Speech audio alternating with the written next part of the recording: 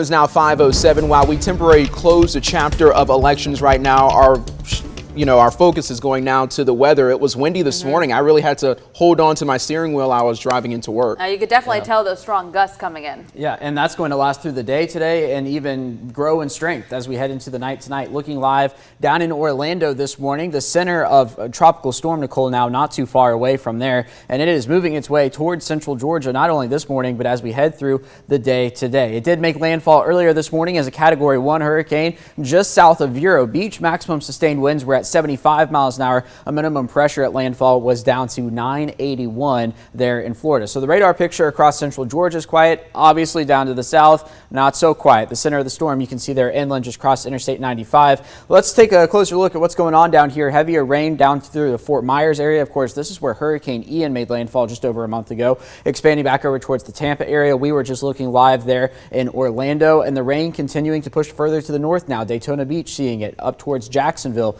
and that's going to continue to move towards central Georgia. So let's check out the latest information on this. Winds is 70 miles an hour, pressure down to 981. This is the 4 a.m. advisory. Continuing to move towards the west-northwest now at 14 miles an hour. And the thinking is it comes up through central Georgia through the overnight hours. So wind and rain beginning tonight, and then the center moving through during the overnight hours and getting out of here tomorrow afternoon. So let's talk about the specifics for us here in central Georgia. This is starting this morning. You're going to walk outside. Notice it's already windy. Notice we're looking at cloud cover across the area.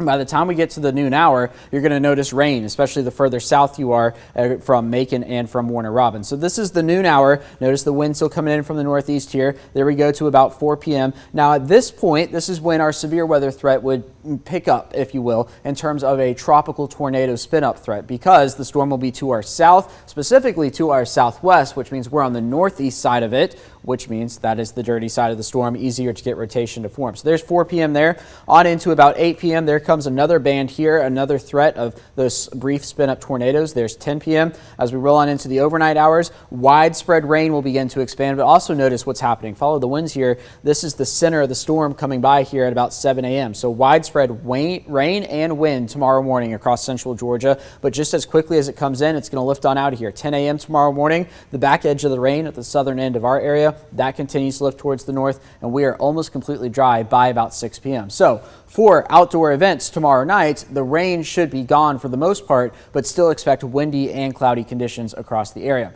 Now the wind gusts also going to be noticeable. It's already windy out there. That's only going to grow through the day today.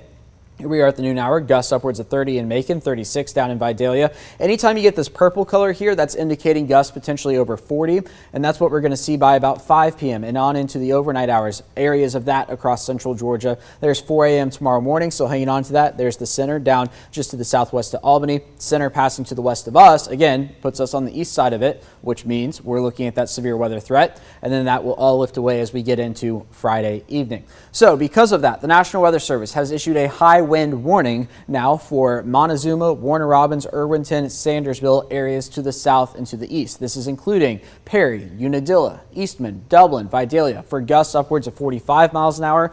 Elsewhere, a wind advisory. This is going to be Sparta, Milledgeville, Macon, Crawford County, Butler, and areas to the north and to the west. All of this going to run until 7 p.m. tomorrow night. It begins at 7 a.m.